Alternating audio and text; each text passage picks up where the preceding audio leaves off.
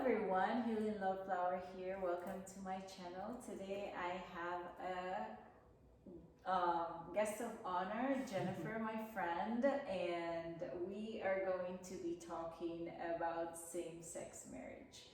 And want to introduce yourself, Jennifer? My name is Jennifer Arima, and I live here in Maui.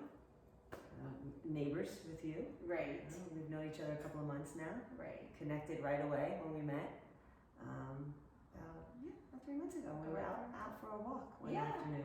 Yeah, it was lovely. It was an instant connection. It was one of those times I left thinking, I think I just made a new friend. Right.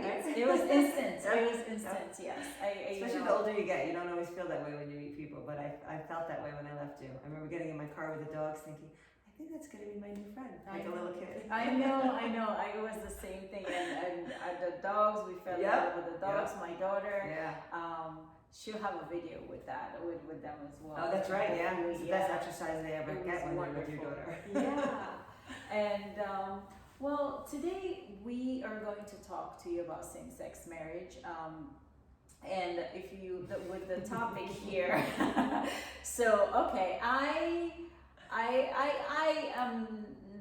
not in a same-sex relationship. Jennifer is. So we're gonna talk to her about her experiences today, and I still like the boys. This reminds me of a story of actually when we were a little bit younger. A friend of mine will appreciate this. We had another friend who she'll see boys passing, she'll go, boys. Her eyes will, I'm not like that, but definitely not in this age, you know. But you use your inside eyes if you see a boy that you like. Exactly, the inside eye, I like that. So we're don't know what the future holds, but for now, I'm hanging out with the boys a little bit, but the focus is with same-sex marriage, and my previous video was living in a heart space and letting go of ego, you know, of what we think, of what society, of discrimination and things of that nature.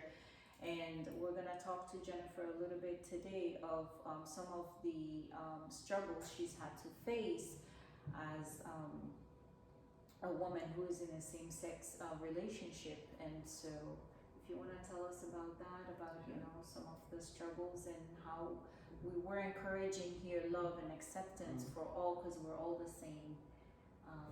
Some other things.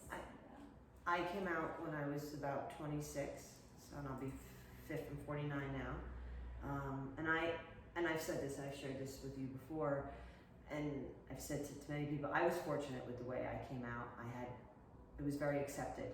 I told my mother at one time that I was gay. I had fallen in love with someone, and by the time I got it out of my mouth, she thought I was dying. So the fact that I wasn't dying and I was involved with a woman was fine at that point because she was so scared. And then when I came out to my family as a whole, a few years later, my sister had just passed. So it really, in the scheme of things, I just kind of skated right under the fence as far as nobody really made it a big deal because we had just lost my sister and she had 2 little girls. So it wasn't that big of a deal. And then, I was also very fortunate. I lived on the East Coast in New Jersey. It's pretty open-minded, pretty liberal. I come from a big family. There's, as with most big families, there's 1,000 stories inside every story. So everybody had something. And nobody really paid attention to it. I also didn't bring it around a lot. I didn't come out till later on. I was dating boys and men until I was 26, until I started having feelings for a woman that I was working with. And I knew that none of my relationships with men at the time were working, but I thought it was me. And it probably was me because I wasn't there. It wasn't where my energy and spirit belonged. But I didn't know where it belonged, but I knew it didn't belong with these men. So having these feelings right away, I joked about this before. It was kind of like the Madonna era, and we're going back into the 90s, and it wasn't that big of a deal. It was almost cool. It was like a cool thing when women dated women, but they didn't end up with them. They didn't have relationships with them. You know, you knew almost like your college years, and then when that's over, you put it aside. Well, for me, it was different. It kept going, and it became a life. It was my life. It is my life. And it was difficult in the sense that I wasn't okay with it. Right. So when we're not okay with something, it's really hard for the people around us to be okay with it. The older I got, the more things I had been through, the more okay I became with my sexuality. It made it very hard for the people around me to not be okay with it too. And again, I emphasize this, how fortunate and blessed I am to have had the family I have with it. If they didn't approve it, they didn't show it. But not all the relationships I was in relation, you know, with different women had families that were like that, and that was really hard. And I remember making a decision when I was younger that I wouldn't date someone unless their family was okay with it. And that narrowed down the spectrum of women, because there's a lot of families that aren't okay with it. Here we are now, fast forward, I get married. I marry a woman whose family is from the South, and they are not okay with this at all, under any circumstances. They weren't at our wedding. They do not refer to me as their, you know, daughter-in-law. They still write her name, her maiden name. I'm just a friend. And I'm going to be 50 years old, and I now have in-laws who don't look at me like anything other than a friend. And that's a position that I never thought I'd be in. And it's not because they don't like me, they do like me. It's just not part of their belief system. Right. And, you know, I've said it before, you can go up against certain things. The Bible is a hard one to go up against. And that's where a lot of people's discrimination comes into. It's what they believe in. Right. You know, we're not born to discriminate against people. Right. We're born to love people. Exactly. It's what we're told and what we're conditioned to believe. That all of a sudden somebody of a different color, a different race, a different nationality, a different belief system is bad. True. And we're living in a world now, and the temperature even just in our country, that is so divided. You know, people go, and I hear it, one of the biggest problems I'm having is joining a church. I want to get involved in a community here. This, we love everyone, only works to a certain extent, because there's a but after that. We love everyone, but only people who are straight, or only men and women who are married. That's difficult. And I think to myself, it's 2020, how are we still living like this? And this is mild compared to how it is in certain places, and it's hard. Right. It's hard to be at this stage of my life and not be able to feel 100% comfortable introducing my wife as my wife, or still using the pronoun game.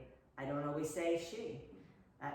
We have a lot of tourists here. People will say to me, "Oh, how did your husband feel about moving here?" Sometimes I correct them, and sometimes I just go with it. And when I go with it, I feel bad because I'm dishonoring myself, my marriage, my wife. And it's sad that we have to do that, because you've never had to do that. No. You've never changed a pronoun because you thought somebody was going to be uncomfortable if you told them you were married to a man. No. Or- Automatically we're accepted as a man and a woman. And automatically people think I'm married to a man.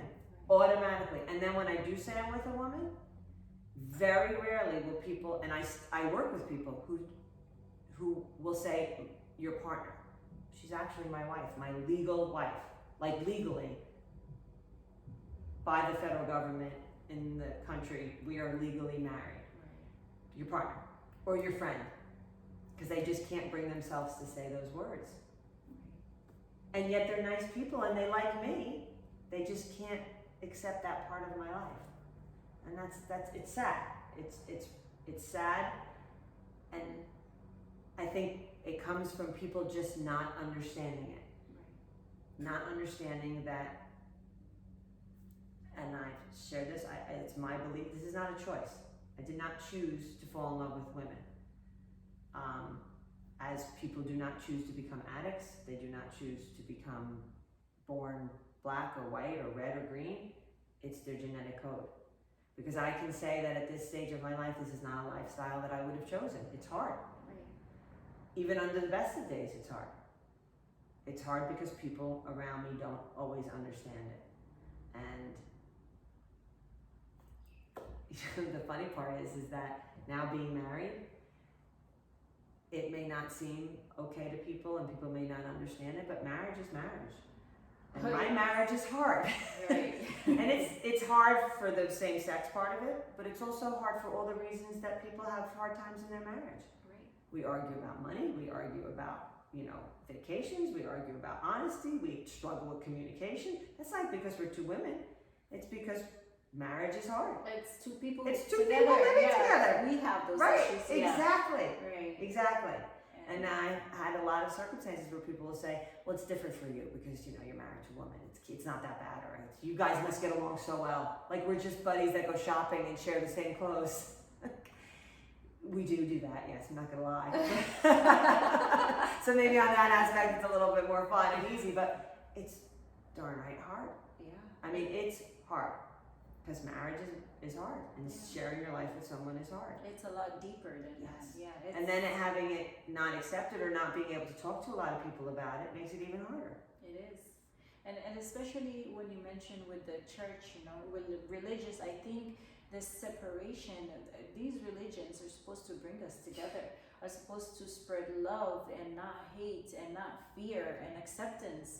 And unfortunately, they spread messages of accept, a man and a woman because of this and this, because of Adam and Eve, or because of that. I mean, these are stories that were written, and we don't know how far they go. It's not about talking about, touching or offending anyone's religion here. It's just that spread love and not hate and acceptance.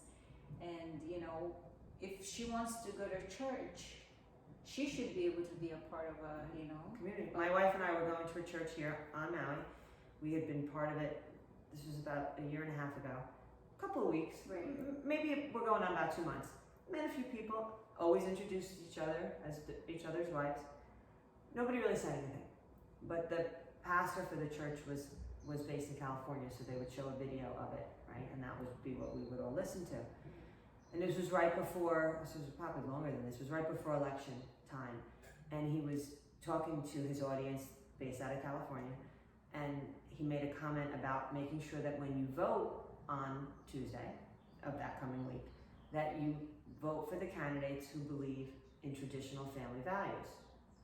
So now, like for me, I'm thinking traditional family values are love, kindness, acceptance, right? That's what it should be. Maybe family dinners, vacations. That to me is family values. Right. That to me is what it means to be a family. Okay.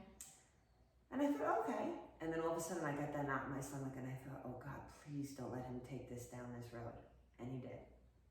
And he went on about how the traditional family values are between a man and a woman, and that if we vote in whoever their candidates were, I don't know, it's not important, it could change the entire dynamics of the community that they're building. My goodness. And I remember looking over at my wife thinking, oh no. And we both just hung our heads and thought, we don't belong here. No. And I actually, in that case, I wrote a letter to the church and asked, and just said, we were becoming part of it. We had signed up for a couple of events, really looking forward to it. But we're married, and if this isn't where we belong to, please let us know. And they never wrote me back. We never went back, but it was disheartening. It really was, because here was a man 3,000 miles away telling however many hundreds of people that were in his room, as well as the people that were here in Maui, that traditional family values only come from a man and a woman. I don't know, I have a lot of friends who are traditional, and they're not any marriages that I would want to base myself off of or raise children with. Right. For many reasons, and not abuse, cheating, dishonesty, a plethora of reasons. But because they're a man and a woman, then we should keep them together. It's unfortunate. It is. It's extremely unfortunate, especially because I do know a lot of same-sex couples who are wonderful. Oh my goodness, I have met so many, and I mean, you are one of them, and it's if there's one thing you could say to folks, a message of love, that they should, or how to treat, same-sex marriage, or just a message of acceptance, what would you say to them? That when you use the word acceptance, to make sure that it applies across the board, because when there is an acceptance, when you say you want to accept people, there's no but after that. There's no but after that. And if we can live in a community and in a world where we don't judge people by who they love, our doors would open up quite wide. And also to be more sympathetic to the people who are struggling with this, because that's part of what we need in this world too, compassion. We're more compassionate to our neighbor who loses their job and can't pay their mortgage, and we help them out, than we are for the kids down the street who are growing up gay and don't have anybody to talk to. And you don't have to be in that situation to just be somebody who gives somebody a safe place to be. And that's what we need more in the world of just, it's people. At the end of the day, we're people. We're all the same. We're all the same. Yeah. I have friends who know me for long periods of time that don't know that I'm gay. Right. They don't even know what I do for a living. It just doesn't come up because we're talking about things that matter so much more. Right. And if I'm being judged, if you're judging people by who they love, it really unfortunately says more about that person than it does the people that you're judging. That's so true. Yeah. Yeah, and that's what we're spreading today. The message of love and acceptance, and just love everybody, and that's what we're here for. We're all connected somehow, and we all want to be treated fairly. And coming from Jennifer, we've heard it firsthand. And comment down below if you have something, and just help spread this love. And I want to thank Jennifer for coming on today. Thank you for having me. Of course. It's platforms like this that will help, hopefully, open up people's minds. Because a lot of times it's because they don't know. Right. And it's not part of their world. Right. But if they listen and they watch this and they even take just the idea of thinking about this differently away from them, and that's a good thing. And we've done something. Yes, exactly. Good today. So, Exactly. well, with that, thank you for watching, and comment down below again if you have anything, and let us know if you're in a same-sex marriage, if you're going through any struggles, and we'll connect with you, we'll talk to you. And thank you for watching. Mahalo and shukran.